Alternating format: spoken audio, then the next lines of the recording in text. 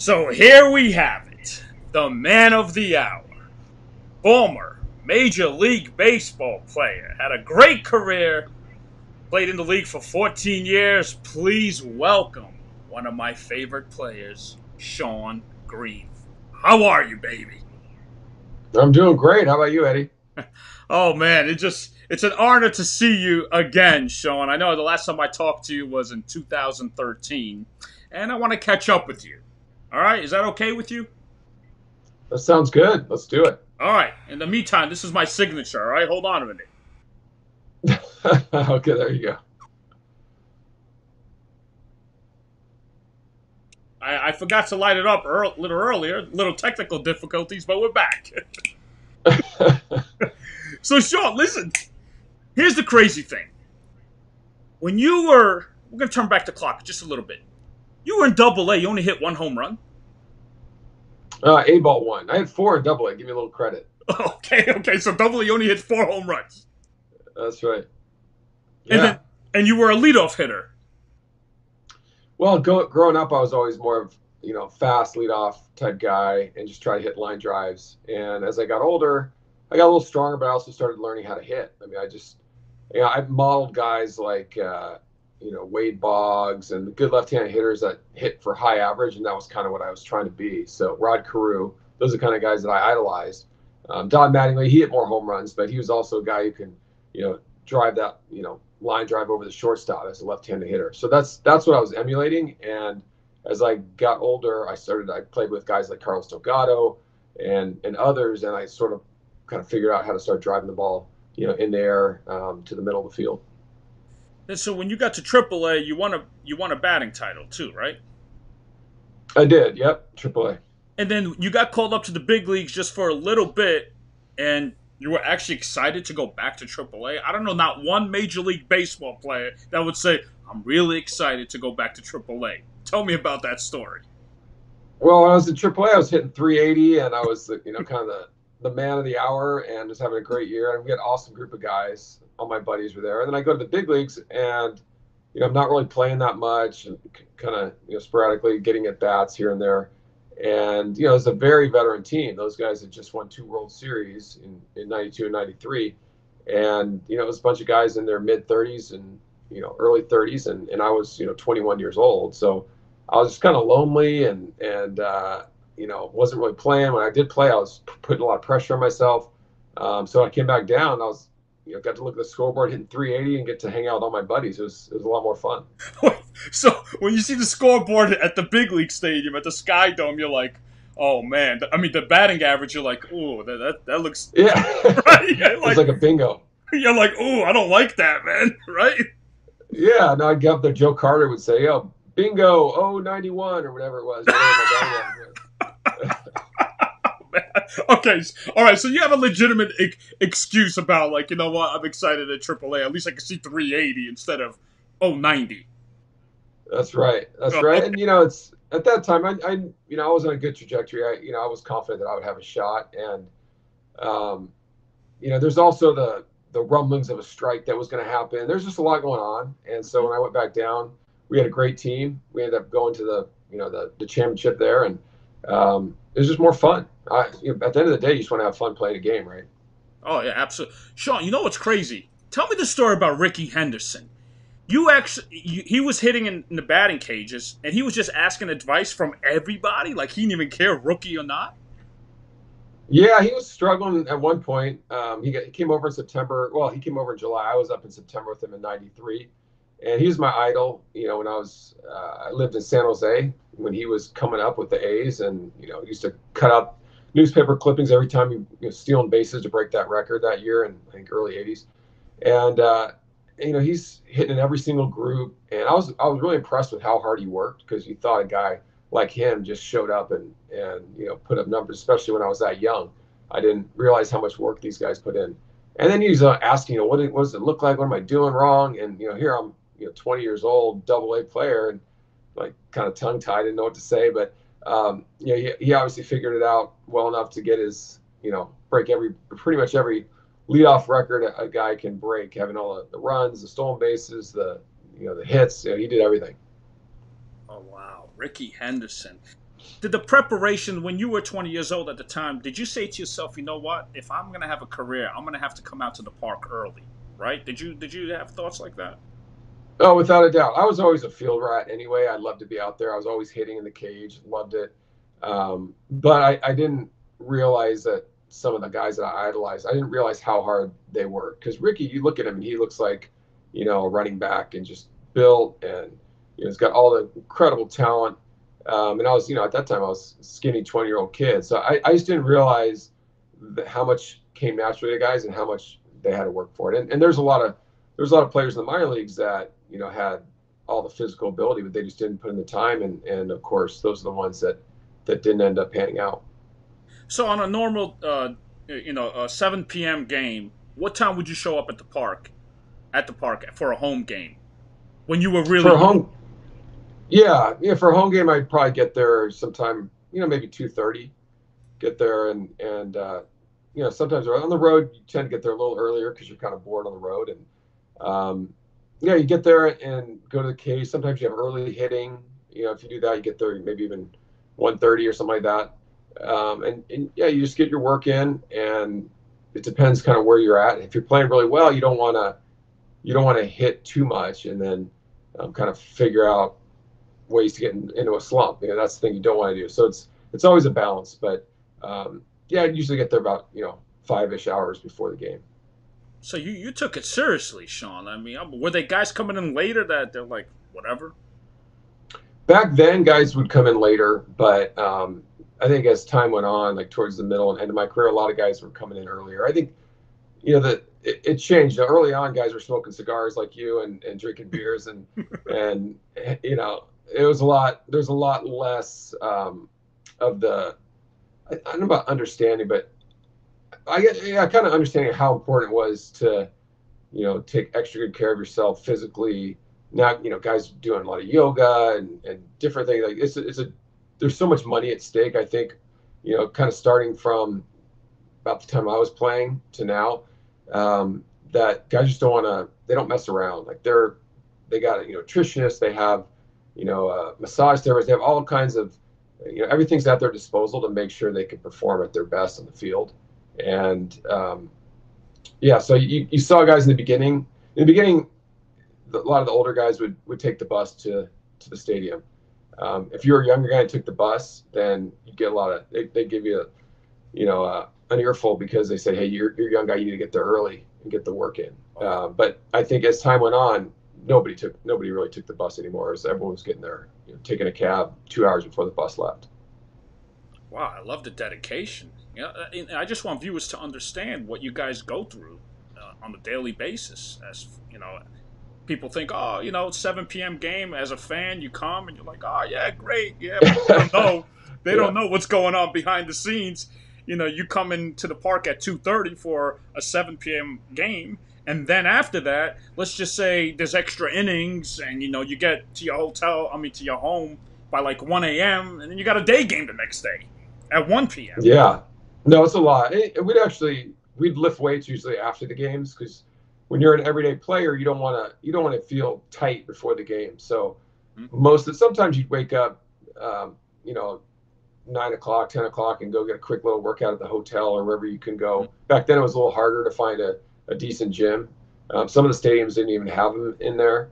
Now everyone's got a really nice facility, but we'd go get a workout sometimes in the morning, but usually it's after the game. You go and you get like a quick 20, 30-minute workout in, eat your dinner, and take a shower. So it's not like the game's over and you just hop in a cab and head back to the hotel. You got to sometimes you're watching some video. I mean, you're putting work in after the games too. Wow. So pretty much you got like a 16-hour schedule every day.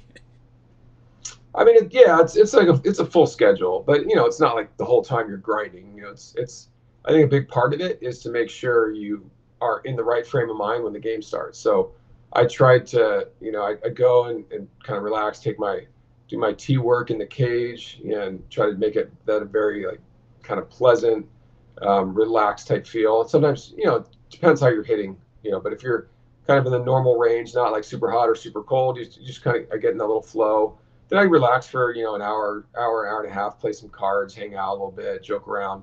And then as you get batting practice and the game starts getting closer, you try to get more and more focused, because it's all about getting into that mindset right when 7 o'clock rolls around. Shawn, I want you to be honest with me. Did you have problems with Cito Gaston? Open up to I me. mean, he didn't. Yeah, no, Cito didn't like me very much as a Now, young how come he player. didn't like you? That's the thing I don't understand. I mean, you're a potential superstar, all right? I mean, the front office saw it. What did he like rookies? I mean, I don't get this guy. Well, I mean, looking back, I understand kind of where he was coming from the perspective that he had an all-star team. He had a bunch of veterans. I mean, you go through the lineup, the pitching staff, the bullpen. I mean, there's a bunch of studs. So to bring in young players are going to make rookie mistakes and not always they don't have the wisdom that the veteran guys do. So he preferred to have the veteran guys. And the other thing I had going against me is as I said earlier, I was really focused on hitting those line drives to left center gap. As a left-handed hitter, and I was a tall kid. I was skinny but strong, and he wanted me to turn on the ball and try to hit the ball in the park, which was the complete opposite approach. So there's always this kind of struggle, and then at times, I defensively I struggled at times because I felt, I look at the dugout if I made an error and I could kind of see the reaction, and so I started like pressing on the in the field a little bit. So I think all that stuff sort of built up a little bit, and it became a little bit of a self-fulfilling prophecy where some of the things that he was critical of me, I got a little worse. I think defensively, that was the worst I ever was when he was managing, and it's because every play I kind of feel like I better make the right. And it's tough on the turf too, because if there's like a blooper and you judge it poorly, it's going to bounce over your head, or so I got really defensive on defense, and so I think all those things sort of added up, and then maybe it also became a little bit of a battle between the front office and him. The front office really liked our young talent, and we had great young talent. I mean, look at the guys that were coming up at that time, and Delgado, but Shannon Stewart had an incredible career, kind of a underrated player. We had Chris Carpenter, Roy Halladay. You had Gonzalez too, right? The shortstop. Alex Gonzalez, yeah. And there's just tons of really good young players, but it was, I think from his perspective, it was a big shift in a team that was spending a bunch of money and winning to saying, let's rely on some of this young talent. And as it turned out, had he really embraced the young talent that was coming up, I think that team could have had maybe a couple year little dip and then taken right back off. I go back to the best team that I was on was the '98 team, and I really believe that if we would have got into the postseason, we would beat the Yankees, and that was the best Yankees team of that dynasty. But we were so hot, we needed another week. If we had one more week, and I'm pretty sure you could fact check me on this. I'm not positive, but I'm pretty sure we went in and swept the Yankees in September. But we had Clemens won the Cy Young. You guys probably did, because they had a shitty September that year, '98. Yeah, and we had in a short series. Imagine 3 guys starting. We had Clemens was a Cy Young, and he was the last couple months of the year. He was probably our 3rd best pitcher. Shawn, hold on a minute. Can you just move to your left a little bit, or to your right? You see you're blocking this way, yeah. No, the other way. Right there, yes. Stay there, all right? You're in great health. You look great, so all right, go ahead. Continue. So, so I was saying, imagine a short series. So we have Clemens, who won the Cy Young, but at the last couple months of the year, he was probably our 3rd best starter behind Kelvin Escobar and Chris Carpenter. Chris Carpenter, they were both unhittable. So those guys, I think, they didn't want any part of us at that point. And we just came up short the last Friday of the season.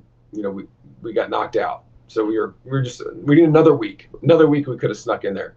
And then it would have been really interesting because we could hit too. We had Canseco hit 46 home runs. I hit 35. Delgado hit 38. I mean, we were bombing. So it was a good team. Sure. When you go to Yankee Stadium, did they pick on you? Do they? I mean, you're like a quiet right fielder. You don't like, you make noise playing, but I'm saying, did they pick on you?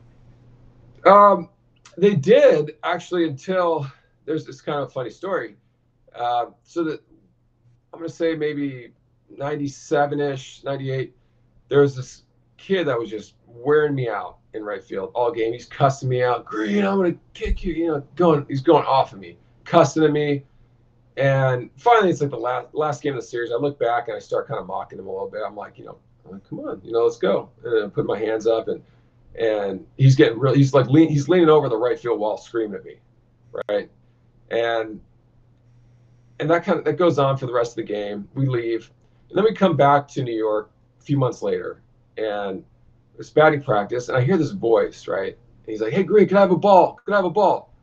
And I'm like, God, that voice sounds familiar. And I'm looking at him, and I finally recognize it's the same kid. And this kid's he's 18 years old, and because he was leaning over the wall screaming at me. So okay, I know who this is.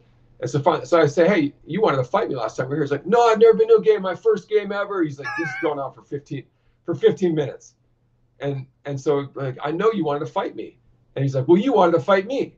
And so he's going back and forth. So I sign a ball and I flip it to him. And then from that point on, he wouldn't let anyone rag on me in the outfield. So I come into town and everyone's quiet. No one's, It was unbelievable. He became my best friend. Then, next year I come back, he's got a baby now. He's like, hey, look at my baby. And this kid was unbelievable. So I give a lot of credit to that little interaction. But I love playing, love playing in New York as a visiting player. And then later on, with the Mets at home, I loved it. It's crazy, Shawn. You killed him with kindness, and then you guys became best friends. I love it because, I'm a diehard Yankees fan, and I know what it's like. I mean, I ain't sit in the bleachers, but I see how they pick on players, and I'm thinking, would they ever pick on Shawn Green? I mean, he's such a nice guy. I mean, it's not like you talk smack to them. You know who talked smack to them was Vernon Wells. Oh, he did. When he did, yeah, he would, but he would play with them. He would, he would mock them. But they liked it, no? Oh yeah, they love it. You know how Yankee fans are. We're crazy. We're passionate. Yeah. We don't want you to abuse our team. That's the bottom line. That's why we boo you. Yeah. And then the last time, my last year, I think the last time I was there was maybe '99, before I went to the American League or to the National League. But there was an article right before we came there talking about how I was going to end up on the Yankees, right? And I was a year away from, and so the fans were super cool that series. That's the thing about Yankee fans and all New York fans is they're very knowledgeable. They're reading up on everything. They know what's going on. And if there's a player they want or that they think's going to end up on the Yankees, they're going to give them kind of the home crowd treatment rather than give them a hard time not wanting to come play for the Yankees. But Shawn, think about this. If you did, I mean, because I'm a huge baseball fan. Yankees and whoever is in town. But I said to myself, man, imagine if we get this guy Shawn Green, a lefty, short porch. My man's gonna hit 60 a year. You know what I mean? That's how Yankee fans think. You know what I mean? When you see, like Giambi, for example. Oh, a lefty, hell yeah, he's gonna crush it. Yeah. So, did you have an option to come to New York? Yeah, no, so I got traded. I was basically what happened after that '99 season. I was 1 year away from free agency, and the team, my agent told me that the Blue Jays said, hey, we're either going to sign him to a long-term deal or trade him because we don't want him to walk in a year. And the team was up for sale. We couldn't beat you guys. And the Red Sox were good. The Orioles were good. It's like we just didn't have the resources to go out and get that one extra player that we needed to get over the hump. So I said, look, I'm not going to sign a long-term deal. And so anyway, that kind of, initiated this trade to LA, but I could have gone to the Yankees as well.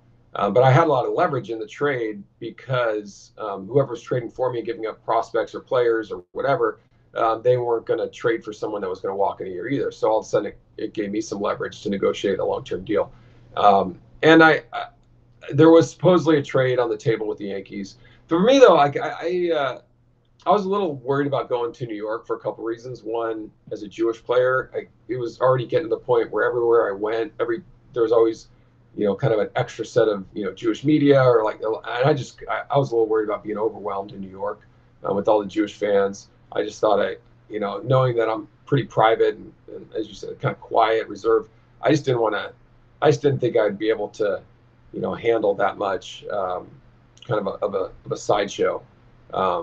I wanted to go somewhere where there was a strong, Jewish base, but I thought New York would just be a little over the top for me. That was one thing. The other thing is I actually didn't like hitting there that much because I didn't when I started hitting a lot of home runs, I was hitting them more to the middle of the field. And it's tough to hit in Yankee Stadium gap to gap. If you pull the ball as a lefty, it's awesome. But that just wasn't my game. And I figured going there, I'd probably get into some bad habits because if I tried to change my approach, it was a little concerning. So those are my, my trepidations about coming to New York as a Yankee. That situation earlier with Cito Gaston, he wanted you to pull the ball and you disagreed.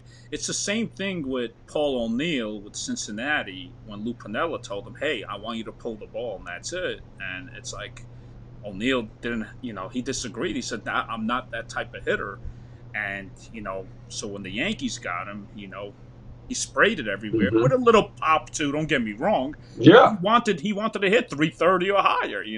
Was that your approach too, Shawn? Were you thinking like I want to hit for a high average? Well, that's what I thought for a while, but until I started figuring out how to drive the ball to the park. So when I started figuring out how to hit home runs, as you said, I had 1 in A ball, 4 in Double A. Double A though, I broke my thumb and missed almost half the season. So.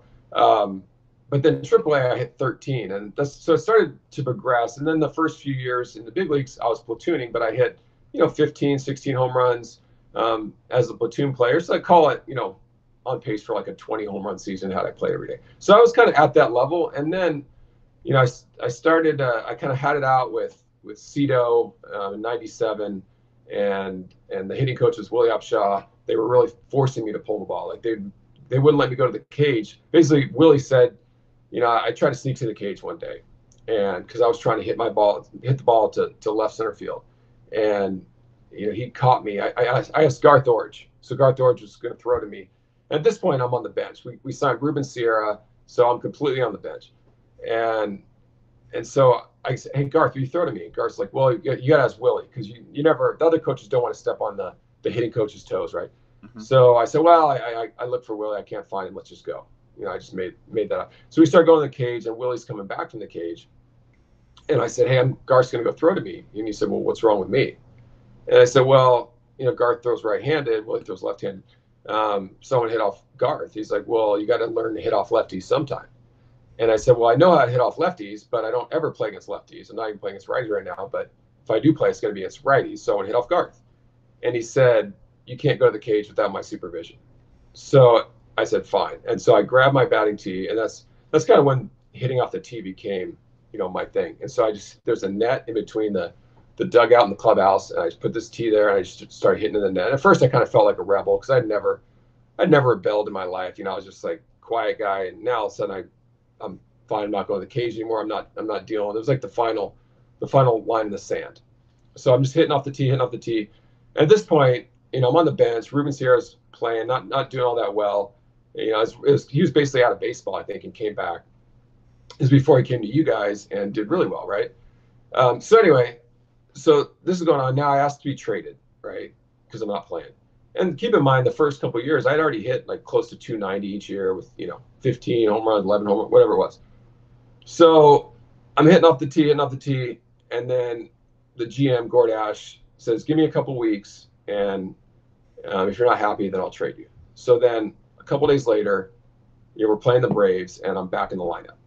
So I think what happened is the way I would guess is that Gord probably said, look, if you want us to trade this guy, we have to play him to get his value up, and we'll trade him, right? So starting now, I'm going to play every day all of a sudden, and the first game back is against Maddox. So I've been kind of working on my swing and like kind of starting to on my own. I'm completely cut off this for about 2 weeks. First game back, I hit 2 home runs, had 3 hits, and then I just start going off. I'm playing every day, and hitting a bunch of home runs and doing all this stuff. And so now I'm off the trading block, and at the end of the year, Cito gets fired, and now we bring in Tim Johnson as new manager. Now I'm an everyday player. And so what happened? So our hitting coach was Gary Matthews, and Tim Johnson was the manager. And I'm in the same hitting group as Carlos Delgado. And so, I'm starting to hit the ball, drive it further and further. So one day I said, hey, I bet you I hit more home runs, to center field than you do. And so we started this little competition, and that competition turned into a daily thing where Sorry, my phone keeps ringing on my ear. So we start this home run derby. We set the foul pole as, okay, right center field's a foul pole. If you hit it here, it's 1 point. Over those seats, it's 2 points. If you hit it off the glass, it's 3 points. So we set this thing up. And, we do that for the rest of the year. And our hitting coach, Gary Matthews, is egging us on. Who's going to win today? He's talking trash. And all of a sudden, I hit 35 home runs because it's like I'm practicing hitting home runs. And so that goes on the next year. And that's really how I learned how to hit home runs, was by practicing it and just trying to hit the ball as far as I could to center field every day.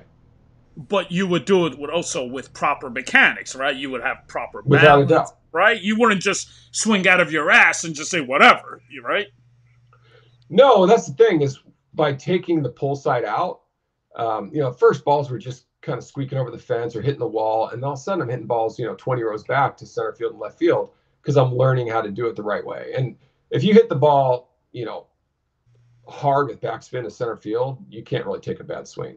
But if you could easily, go up there and start pulling home runs and get into some really bad habits, right? Because your shoulder goes early and Speaking of shoulder, Shawn, I was a good hitter. I was a 400 college hitter, but not the big leagues, I wish. But I'm just saying, what I learned too, Shawn, I'm a left-handed hitter just like you, is that I learned, it was a good tip. Someone told me, Eddie, when you bat and your shoulder's tucked in, the left eye is kind of diagonally towards like the shortstop. You want both of your eyes towards the pitcher. So I opened my stance and my head is more like, now I'm looking at you directly like this. And that's what made me see the ball much better. And it made me drive, whether it was inside, middle away. 2 of my eyes was facing the pitcher's hand. That's what I learned. And I had that little open stance. Is that the same thing with you, Shawn? Did you open your stance because of that too? Yeah, so that was all part of that tee work that I was doing when I was benched. Is I always dove in. So my stride would go in towards home plate. And I would close my shoulder too much, and my head would turn, close too much. And you would get beat. I tried everything. Right? You get beat on the inside. I get beat on the inside pitch. Right. Right. But another thing it did is it moved the whole plate. It changed the angle of the plate, and it also, because I'm diving in, and it also So I couldn't get to the inside pitch, and so I tried everything to stop that, and it was my natural tendency. So finally I said, okay, I'm going to take my shoulder. It wants to go all the way like this. So now I'm going to make that straight. So I opened my legs up, and now I made it so that was straight towards the pitcher as opposed to being closed, right? Right. And so I opened my legs up, and then what that did also is it created this torque between my upper body and lower body, where my upper body was wound tight and my lower half was kind of open, and then it pulled my bat through faster, if that makes sense. No, because it was almost like like you kind of wind up the top and then let it go, right?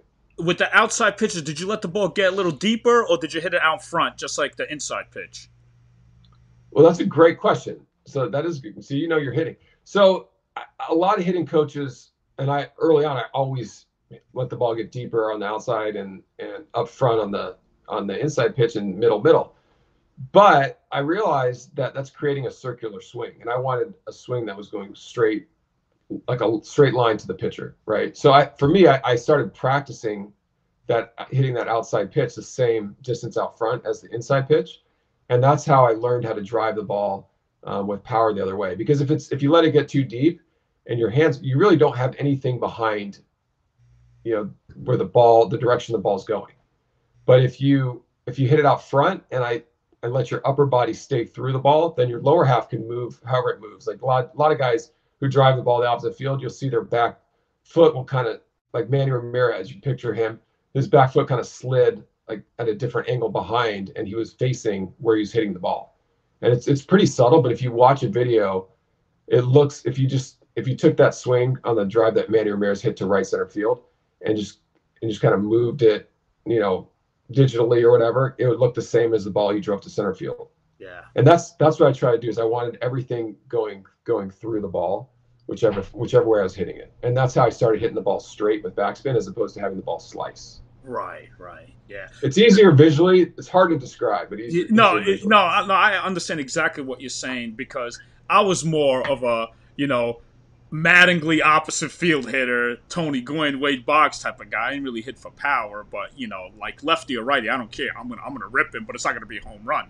But I get where you're coming from, because I talked to a lot of batting instructors within the organizations, and like Cleveland Indians and Atlanta Braves, they believe in hitting it out in front. Some organizations say no, let the ball get deep as you can. For instance, when I met Mattingly, my idol, I was like, wait a minute, you let the ball get deep as you can, not outside pitch? He goes, oh yeah. I'm like, don't you want to hit out in front? He's like, nope, because I'm gonna roll. And I'm like, wow.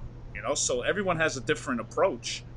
But remember, most of Mattingly's home runs were, right field. They weren't left field. He pulled them.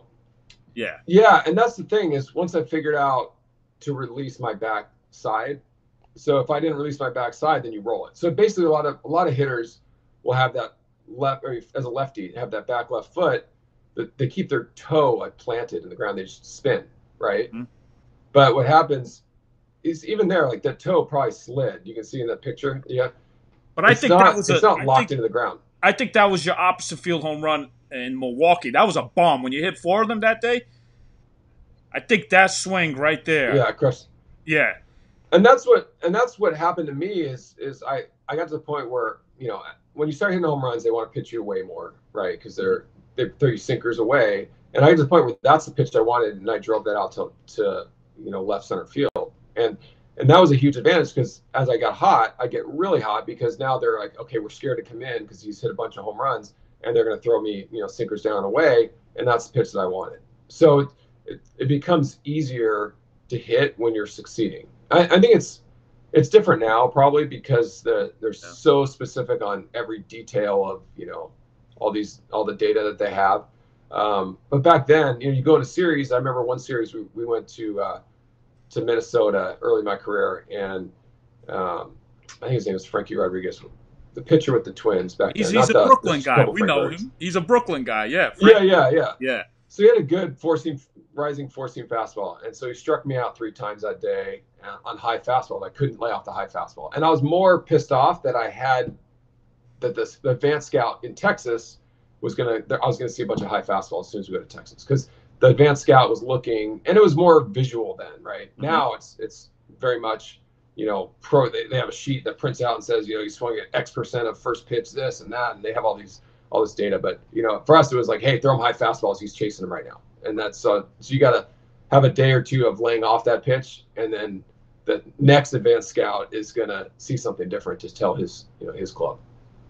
Shawn, what's crazy? The last time I talked to you, you actually, and I talked to Manny Motor, and he told me Shawn Green, not only he was an excellent hitter, but man, he could figure out pitchers, what they're gonna throw. So give me an example. Man, listen, Randy Johnson, that guy is scary. All right, I'm gonna show you a picture right here. You're a left-handed hitter, and I'm visualizing this, and I'm a lefty, and I'm facing the TV, and I'm thinking 6'10", coming at me. Now, 60 feet away, standing tall, but once he stretches his legs, forget it. That ball looks like it's at your face. What did you notice when Randy would throw a fastball or a slider? How did you notice, like, ooh, I know what's coming? Yeah, it was pretty easy. He figured out that we knew it later on, but I love facing Randy because it was fastball slider to lefty, and his fastball was like 97, and his slider was probably low 90s, whatever it was. But if I knew it was coming, I could hit it. And so his glove it was skinny on the fastball, like when he turned. Mm-hmm. You can see it here, and then on the breaking ball, is just a little rounder. It's just the shape of the glove. Oh wait, so the glove will tighten up when the fastball will come? Is that what he's telling me? Yeah, because he's holding it like this, and the other grip maybe he's holding it like this. So it changes the shape. So he's like this, with his hand, and the other one he goes like this, and it just kind of pops the glove out a little bit. So it's just a little bit rounder, and it was right when in the windup was right when he turned, or in the stretch is when he set, like right when he started, his delivery. And yeah, so yeah, I couldn't hit him at all before, and then all of a sudden I think I ended up hitting close to 300 off him because I knew what was coming. I mean, there's certain pitches though, some guys, if I knew what was coming, like Mariano was the hardest guy I ever faced, and it was just he just threw a cutter, and to me is cutter, and it was 97, and you see lefties all the time laughing at each other. I remember in the World Series when Chipper and Klesko, those guys were laughing at each other because you have no chance. And so even if you know it's coming, it doesn't matter, certain pitches. But Sean, you know what's crazy? If I was facing Mariano, I would grab my shittiest bat because I know he's gonna break it. Did you do the I same did thing? too. Yeah. I Okay. did that, of course. Because It took me a couple he's bats to breaking figure it. that out. Yeah, you know he's breaking And it your doesn't bat, matter. right? I tried everything against Mariano. I'd move in on the plate, I'd move up in the box, move off the plate, trying to figure out, okay, what's going to work. And I think he just pitched off of you. So it didn't matter where you stood. I think he knew what distance he wanted to throw it from your front hip. And he threw it there. And it was almost like an optical illusion where it's just like it jumped up and in at the last second. And I'm sure you face him more, then you probably figured out a little bit better. But I faced him probably a dozen times. I think I had one hit maybe the first time I faced him before he started throwing a lot of cutters. When he was a setup guy, he didn't throw as many cutters. But Sean, his pitch there could be some deception on it too, because I'll tell you one thing is that, you're thinking, okay, cutter, cutter, cutter, but then he might throw an outside fastball and it won't be a cutter, and the umpire will be like, strike three. He's going to give him 2 inches outside, Yeah. right? So it's really hard to hit him because as a hitter, you're thinking it's going to cut in on me. And then when you see that outside pitch, you're like, nah, it's going to be a ball, but umpire's going to give him strike, right? We had guys go up there. I know Jose Cruz and Tony Fernandez, they both went up there right-handed against him. Switch hitters, because that cutter is just stupid. You couldn't do anything with it. And I was like the perfect candidate for him to blow up, because long arms. I didn't like cutters anyway, but when you got one like his, that was just a little bit different than anyone else's. I had no chance. Sean, so now the Dodgers, right? You signed with the Dodgers, and that first year with the Dodgers, I guess, correct me if I'm wrong. I'm just visualizing if I was in your shoes. L.A., it's pretty much your hometown. I mean, you grew up in Orange County somewhere? Is that where you grew up? Yep. Yeah, from the time I was 12, yep. Yeah, so, it's L.A., okay, you signed a huge contract. I mean, that's a lot of money, Sean. 6 years, $86 million, that's a lot of money. In your mind, were you thinking every day, like, oh my God, I got to put up numbers. Oh my God, I got to do this. Like, you weren't thinking of the moment. You were thinking, holy shit, I got to put up numbers. Otherwise, I'm a bust, and that year, it's a respectable year, but as far as you, it wasn't a good year. What were you thinking that year? Was it like... Yeah. Did you put a lot of pressure on yourself? Be honest, Sean. Yeah, no, I did. So that year, I signed a bunch of money. I was, Lasorda, rest in peace. He was, this is if God could put a Dodger on the planet, this is. So I had all this hype around me, and Sports Illustrated article. There's all this stuff, and I actually started off well. I think my first 2 months I was hitting over 300, and I had about 10 home runs. But what really messed me up, I think, were the home runs, because I became so obsessed. That's what got me paid and all that stuff was, the year before I hit 42, the year before that I hit 35, and I was behind schedule on the home runs. So you kind of think, okay, I'm a third of the way through the season, I got 10, which is okay, but I should have 15 right now. And so then I started, kind of getting that front shoulder, everything started just getting a little over anxious, trying to yank the ball, and I started to nosedive, and it was tough. And what I think what also happened is, as I started to struggle a bit, I was with, a bunch of new guys. I didn't have guys like Delgado and Tony Fernandez, my support team, who knew me, knew my swing, knew my approach, and could, help shorten those little slumps. And instead, it's like everyone's sort of kind of evaluating who's this new guy. The fans were evaluating, my teammates were evaluating, the organization, media. So I think that was a definite challenge. And the other thing that was kind of weird is I felt like a rookie again, because all of a sudden I'm going to all these new stadiums, new hotels. I have to go with a veteran guy. Where do I go into the stadium? Like, I don't know any of these things. Whereas, the American League, I know exactly where to go. Yankee Stadium, what exit to get off the subway and all that stuff. Sorry. It's an audible slight right. Sean's daughter texting him. No. So anyway, I knew exactly where I was going. I knew everything, and then all of a sudden everything was new. So as a veteran player that feels like a rookie, I think it just changed my mentality a little bit as well. Give me a Tommy Lasorda story. Any story? I know he didn't manage you, but I'm sure he was in the stadium hanging out. Did he ever talk to you? Did he ever give you any advice? He was always around. No, Tommy was great, and he was he's the type of guy. If he liked you, I could tell. I talked to other players who had great experiences where he really made their careers. Darren Fletcher credits Tommy for getting him a big league career because Fletcher was struggling, and Tommy's like, I don't care. I'm calling him up. I'm calling this guy up, and then he turned into a great player. For me, Tommy actually believed that if he gave me a hug, I'd hit a home run.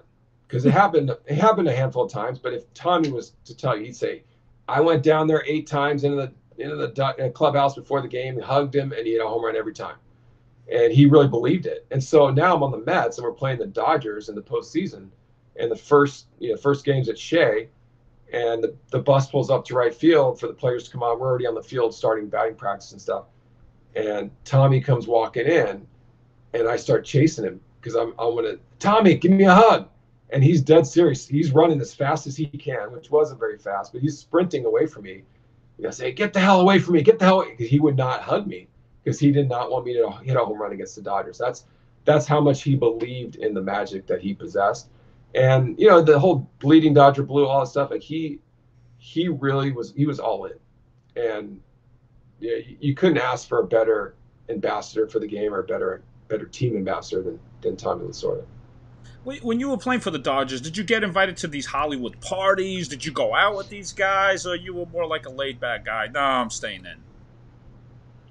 Yeah, I was more laid back. I think there were some times where I hung out a little bit, but not, nothing crazy. It was pretty chill. I got invited to go on some different shows or do with the Core, the movie The Core, where I had a little cameo in there. They filmed it before batting practice, and I did some things like that. But I was pretty chill. I was, after the 2000 season, I got engaged, and now we've been married almost 20 years. But I was more focused on on her and just hanging out. I was also at the advantage of having my friends and family close by. So your lovely wife. So here's what I know, that you actually Where'd you get that picture? I got all your pictures from Instagram. I was like, okay, there you go. So here's what I want to know, Shawn. You didn't really have confidence in talking to females when you were younger, right? Is that true? Be honest. I don't know about. Well, I don't know about. Wait, but okay. When you saw her, you were like, "Okay, I'm gonna hit on her. I don't care." Was it at a regular a food place or? Yeah. It was at a food place. Yeah. But after you went, we were actually supposed to get set up. Yeah, no. But this is what happened, right? You gained confidence by hitting off a tee, and you what's that thing the book that you wrote? What was that book called about? Yeah, The Way of Baseball. 95, something like to the. Yeah, Finding Stillness. Finding Stillness, right? Yeah. So as far as finding stillness, you were like, okay, you see this beautiful woman, you're like, I'm going up to her. I don't care. So tell me the story. How did this happen? Yeah, no. So we were actually supposed to get set up. She worked at Quicksilver, and I was supposed to get set up with her a few days, like on a Monday, and then called a Thursday. I go into this taco place, and she's right in front of me in line. And I start talking to her. It's like a long line, thankfully, so I had some time to work. And I started hitting on her, and ended up. I was by myself, and I ended up sitting with her and her friend for lunch, and realized that we were supposed to meet a few days later. So it was kind of this weird serendipitous event that happened, and the rest is history. Yeah, well, listen, I see your pictures with you and your wife and your 2 daughters, and I'm saying to myself, this is a definition of a loving family right here. I mean, you guys love each other to death, and I can see it, So I'm lucky. I'm a lucky guy. You are lucky. But when you got set up, did someone say, "Well, he's a professional baseball player. You should go out with him," like that? You know how people talk. You know what I mean? Like he's kind of like a superstar, right? I mean, how'd it happen? Yeah. I don't know. I think you know, at that point, she was only 20. I was like 25. So I don't think she was thinking about marriage right then. It's like, hey, you know, I think you guys will like each other, hang out, and have fun. And that was, I think that was the mindset. But you know, a few years later, we're married, and a year later we have Presley, and then Chandler comes 3 years later. So it all happened pretty fast. But yeah, I mean, it was I was fortunate to have met her and now have a, you know, nice family. Shawn, your daughters are older now, right? Now, you being a father, I'm sure that, you know, one is 18 now. She probably has a boyfriend. The first time you saw her boyfriend, right? Did you give him that look like, if you break my daughter's heart, I'm going to break your head? I mean, you know what I'm saying? I mean, you should have that. You know, what'd you do the first time you saw your daughter's boyfriend? Yeah, you know, you got to put a little bit of fear in him, for sure. So she's 18, he's 20. He's a nice kid. So I like him a lot. He's really respectful. But you know, it's the type of thing where if you didn't see that type of respect, or that he was going to treat her well, then you really give him a hard time. But she's got her head on straight, and you know, I like him a lot. He's a good kid. But you definitely have that mindset. It's like, okay, hold on, I know what this kid's thinking, so I'm going to make sure he knows that I know what he's thinking. Well, that's what I mean. I'm saying you're looking out for your baby girl. Come on now. What school is she going to next year? She's still figuring it out. She's waiting to hear on the UC schools. That she wants to go to one of those, stay close to home. But yeah, she's got some good options. So we'll see. She has about 4 or 5 more to hear from. So. When you were in a slump with the Dodgers with your batting gloves, you know, was the equipment manager like, "Come on, man, I got too many batting gloves here, right?" Yeah, I know. Home runs. That's right. Guys would give me a hard time if I wasn't. Yeah, no, if I wasn't, I'd always give them out to the kids when I hit home runs. So if I was struggling, they're like, "Hey, man, got to get Alex Corey." So hey, give some batting gloves away today. What's going on? All right, Shawn, I know you got to go, but here's one more thing. All right. Yeah. Wild card game, do or die game. Let's say, you know, you're still playing, okay? And it happens to be Yom Kippur is the wild card game. It's a 1 p.m. game. Are you going to play, yes or no? And they need you, Shawn. Question. They need you. You're going to play, yes or no?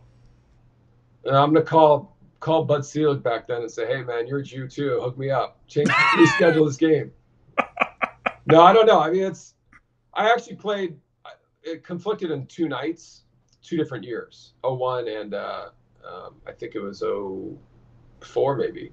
And I picked one game and sat one game because I didn't grow up particularly religious, but as, you know, kind of a Jewish representative, there weren't many Jewish athletes, particularly back then. I wanted to make sure I, you know, showed respect and was a good example. All right. That's respectable. One more thing, Shawn. Milwaukee, when you hit those 4 home runs, right? There was a challenge in Milwaukee. Pick a player who could hit for the cycle, right? If you knew that person is going to win $1 million and you hit that home run, your final at bat, would you say, what? Yeah. Let her get the $1 million. I'm not going to touch home plate. Would you do it? I think I probably would not touch home plate. Yeah? I do. Wow. Okay. Yeah. All right. I don't know. It's hard. That's hard. That's a tough one. But yeah, thankfully I didn't have to make that decision. Right. But I think if you knew about it, I think you would say, you know what, maybe I won't touch home. Let her get $1 million. Yeah. Right. Yeah, 6 for 6 with the cycle is fine, right? 3 home runs, I'd take that. Yeah, exactly. All right, listen, I know you got to go. Listen, thank you so much again for coming on. I really appreciate the love, all right? Yeah, my pleasure. Yeah, thanks for having me. Yeah, we'll talk. I'll have you on later on. We'll talk. Be well, yeah. All right? Thanks, All right, Shawn. I appreciate it, brother. All right, Eddie. All right, see you, man. Later. Hey, this is Shawn Green. Please subscribe to my boys' YouTube channel, Eddie Mata.